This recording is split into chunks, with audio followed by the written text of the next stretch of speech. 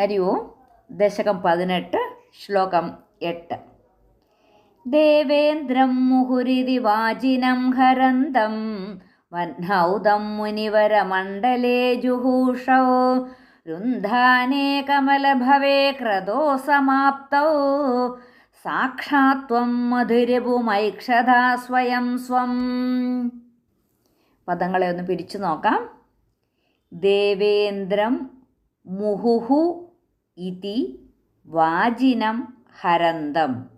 ദേവേന്ദ്രം മുഹുരിതി വാജിനം ഹരന്തം. മുഹുഹു ഇതി, അതാണ് മുഹുരിതി. മുഹുഹു പ്ലസ് ഇതി, മുഹുരിതി വാജിനം ഹരന്തം.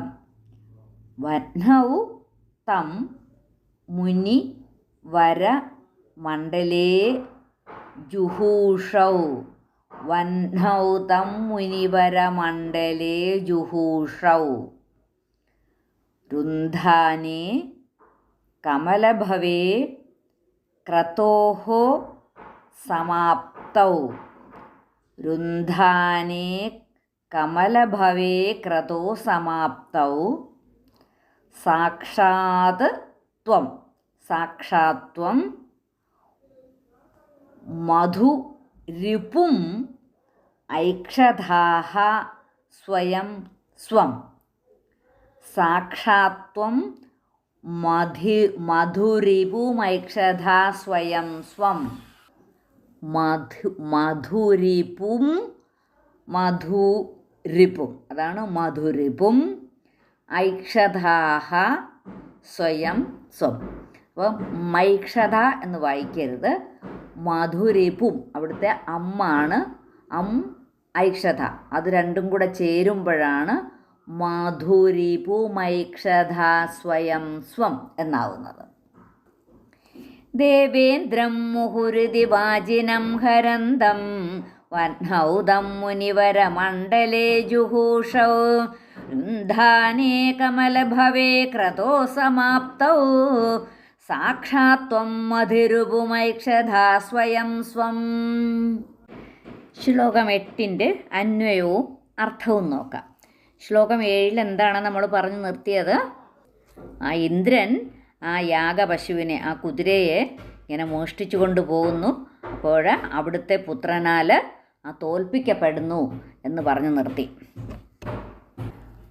ഇതി മുഹുഹു വാജിനം ഹരന്തം തം മുനിവരമണ്ഡലേ വഹ്നൗ ജുഹൂഷൗ. ഇതി ഇങ്ങനെ, മുഹുഹു എന്ന് വെച്ചാൽ കൂടെ വാജിനം ഹരന്തം തം മുനിവരമണ്ഡലേ, കൂടെ ആ കുതിരയെ കട്ടുകൊണ്ടുപോകുന്ന ഇന്ദ്രനെ മുനിവരമണ്ഡലേ എന്ന് വെച്ചാൽ ആ മഹർഷിമാർ വഹ്നൗ ജുഹൂഷൗ യാഗാഗ്നിയിൽ ഹോമിക്കാനായിട്ട് തീരുമാനമെടുക്കുന്നു. ഇതി മുഹുഹു വാജിനം. ഇതി മുഹുഹു എന്ന് വെച്ചാൽ ഇങ്ങനെ കൂടെ കുതിരയെ കട്ടുകൊണ്ടു പോകുന്ന ഇന്ദ്രനെ മഹർഷിമാർ യാഗാഗ്നിയിൽ ഹോമിക്കാനായിട്ട് തീരുമാനമെടുക്കുന്നു. കമലഭവേ രുന്ധാനേ ക്രതോഃ സമാപ്തൗ. കമലഭവേ എന്ന് പറഞ്ഞാൽ ആരാണ്? ബ്രഹ്മാവ്, കമലത്തിൽ നിന്ന് ഉദ്ഭവിച്ചവൻ. രുന്ധാനേ എന്ന് പറഞ്ഞാൽ എന്ന് വെച്ചാൽ തടയുക. അപ്പോൾ ബ്രഹ്മാവ് വന്ന് അത് അങ്ങനെ ചെയ്യാൻ പാടില്ല എന്ന് പറഞ്ഞിട്ട് അത് തടയുകയും യാഗം അവസാനിപ്പിക്കുകയും ചെയ്യുന്നു. കമലഭവേ രുന്ധാനേ ക്രതോഃ സമാപ്തൗ. അപ്പോൾ അങ്ങനെ ആ നടന്നുകൊണ്ടിരുന്ന യാഗം അവിടെ സമാപ്തൗ അവസാനിപ്പിക്കുകയും ചെയ്യുന്നു. ത്വം സ്വയം സ്വം മധുരിപും സാക്ഷാത് ഐക്ഷതാഃ. ത്വം സ്വയം, നിന്തിരുവടി നേരിൽ ആ താൻ തന്നെയായ മഹാവിഷ്ണുവിനെ പ്രത്യക്ഷമായിട്ട് നിരീക്ഷിച്ചു. അപ്പം യാഗം അവസാനിപ്പിച്ച് കഴിഞ്ഞപ്പോഴത്തേനും ഭഗവാനെ, നിന്തിരുവടി എന്ന് പറയുന്നത് ആ ഭഗവാനെ, ആ നേരിൽ തന്നെ എന്ന് പറഞ്ഞാൽ പൃഥുചക്രവർത്തിയും ഭഗവാൻ തന്നെയാണ്. അപ്പം ആ പൃഥുചക്രവർത്തിയാകുന്ന ഭഗവാൻ നേരിട്ട് ആ ഭഗവാൻ വിഷ്ണുവിനെ തന്നെ ആ പ്രത്യക്ഷമായിട്ട് നിരീക്ഷിക്കുന്നു. അപ്പം ഈ ശ്ലോകത്തിൽ ആ പൃഥുചക്രവർത്തി ആ മഹാവിഷ്ണുവിൻ്റെ അവതാരമാണെന്ന് ദൃഢപ്പെടുത്തുകയാണ് ചെയ്യുന്നത്. അപ്പോൾ ഈ ഇന്ദ്രന് വീണ്ടും വീണ്ടും ഇങ്ങനെ കുതിരയെ കട്ടുകൊണ്ടു പോകുന്നത് ഒരു സ്വഭാവമായിട്ട് വന്നിരിക്കും. ഇന്ദ്രന് ഭയമാണ്, ഇന്ദ്രൻ്റെ കസേര പോകുമോ, ഇന്ദ്രൻ്റെ സ്ഥാനം പോകുമോ എന്നുള്ള ആ ഒരു ഭയം കാരണം ഇന്ദ്രൻ സ്ഥിരമായിട്ട് കുതിരയെ കണ്ടുകൊണ്ടു പോകുന്നു. അത് ശല്യം വയ്യാതായപ്പോൾ എപ്പോഴാണോ ഈ പൃഥു ചക്രവർത്തി ആ ഇന്ദ്രനെ കൊല്ലാമെന്ന് തീരുമാനിച്ചത്, അപ്പോൾ ഹൃത്തിക്കുകൾ പറഞ്ഞു, ആ മുനിമാർ പറഞ്ഞു, പാടില്ല, അങ്ങ് യാഗം ചെയ്യുന്ന സമയത്ത് ആ യാഗപശുവിനെ മാത്രമേ കൊല്ലാൻ പാടുള്ളൂ, അല്ലാതെ വേറെ ആരെയും കൊല്ലാൻ പാടില്ല. അപ്പോൾ ഞങ്ങൾ എന്ന് വെച്ചാൽ മുനിമാർ ആ ആഭിചാര ഹോമത്തിൽ ഇന്ദ്രനെ ഇവിടെ പിടിച്ചു കെട്ടി കൊണ്ടുവരാം, എന്നിട്ട് നമുക്ക് ആ യാഗാഗ്നിയിൽ ഹോമിക്കാം എന്നൊക്കെ പറയുന്നു. എന്നിട്ട് പറഞ്ഞിട്ട് ആ ഹൃത്തിക്കുകൾ ആഭിചാര ഹോമം തുടങ്ങി. അപ്പോൾ തുടങ്ങാനായിട്ട് ആരംഭിച്ചു. അപ്പോൾ ആര് വന്നു?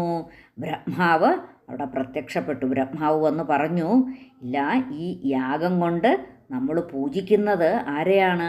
ഇന്ദ്രനെ തന്നെയാണ് പൂജിക്കുന്നത്.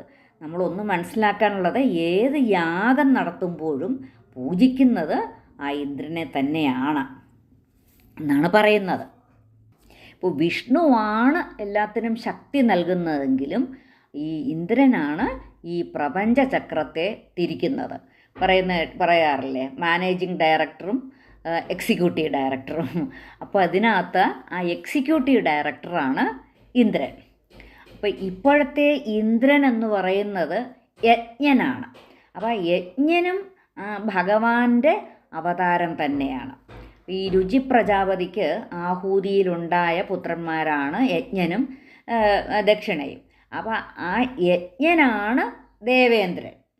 അപ്പം ബ്രഹ്മാവ് പ്രത്യക്ഷപ്പെട്ടിട്ട് ബ്രഹ്മാവ് പൃഥു ചക്രവർത്തിയോട് ചോദിക്കുകയാണ്, അപ്പോൾ 100 യാഗം നടത്തിയിട്ട് ഇന്ദ്രപദവി വേണമെന്ന് ആഗ്രഹമുണ്ടോ എന്ന് ചോദിച്ചു. അപ്പം പൃഥു പറയുകയാണ്, ഇല്ല, എനിക്ക് അങ്ങനെ ഒരു ആഗ്രഹമേ ഇല്ല, എനിക്ക് അങ്ങനെ ഒരു പദവി വേണമെന്നുള്ള ആഗ്രഹമേ ഇല്ല, എനിക്ക് ഭഗവാനെ ഒന്ന് കാണണമെന്നുള്ള ഒരൊറ്റ ആഗ്രഹം മാത്രമേ ഉള്ളൂ. അപ്പം അങ്ങനെയാണെങ്കിൽ ആ യാഗപശുവിനെ വധിക്കാതെ തന്നെ കണ്ട് ആ 99ാമത്തെ യാഗം അവസാനിപ്പിക്കാം.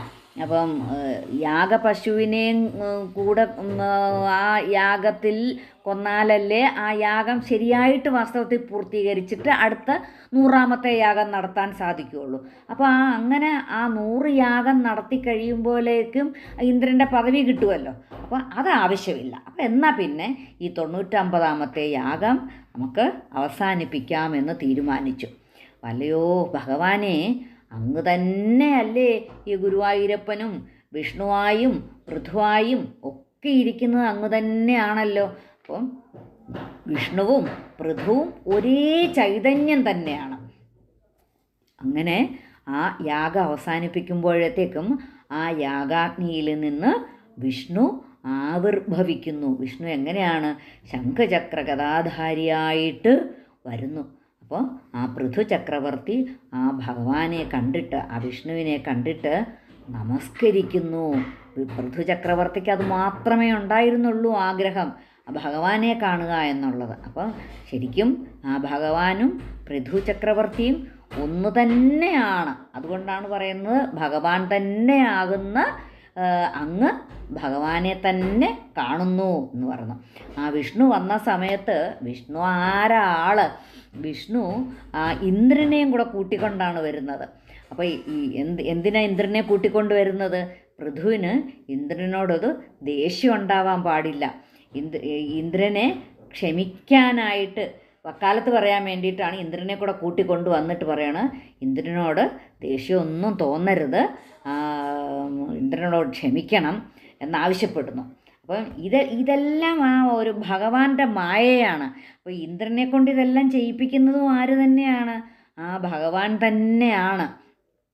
ഇതെല്ലാം ആ ഒരു അജ്ഞാനം മൂലമാണ് ഇന്ദ്രൻ പോലും ഇങ്ങനെ ചെയ്യുന്നതെന്നാണ് നമ്മൾ മനസ്സിലാക്കേണ്ടത്. അപ്പം ഭഗവാൻ പറയുന്നത് എന്താണ്? ആ സ്വധർമ്മം നിഷ്കാമമായി അനുഷ്ഠിക്കൂ, അതുമാത്രം മതി. അല്ലാതെ ഇത്ര യാഗം ചെയ്യണമെന്നൊന്നും യാതൊരു നിർബന്ധവുമില്ല. നമ്മളിൽ നിക്ഷിപ്തമായിരിക്കുന്ന ആ ധർമ്മം എന്താണോ അത് നമ്മൾ ചെയ്തുകൊണ്ടേയിരിക്കുക.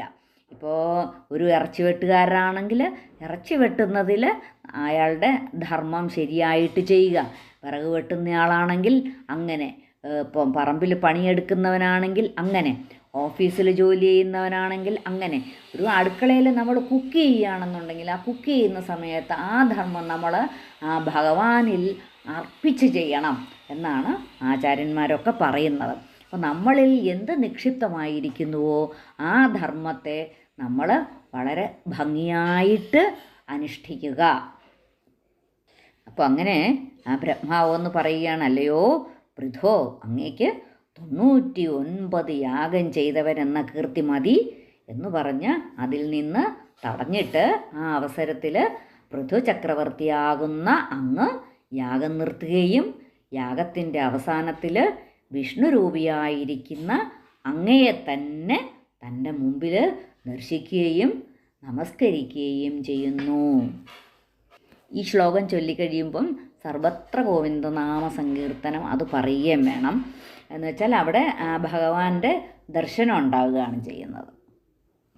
ദേവേന്ദ്രം മുഹുരിതി വാജിനം ഹരന്തം വഹ്നൗദം മുനിവരമണ്ഡലേ ജുഹൂഷൗ രുന്ധാനേ കമലഭവേ ക്രതോ സമാപ്തൗ സാക്ഷാത്വം മധുരിപുമൈക്ഷതാ സ്വയം സ്വം. സർവത്ര ഗോവിന്ദനാമ സങ്കീർത്തനം. ഗോവിന്ദ ഗോവിന്ദ.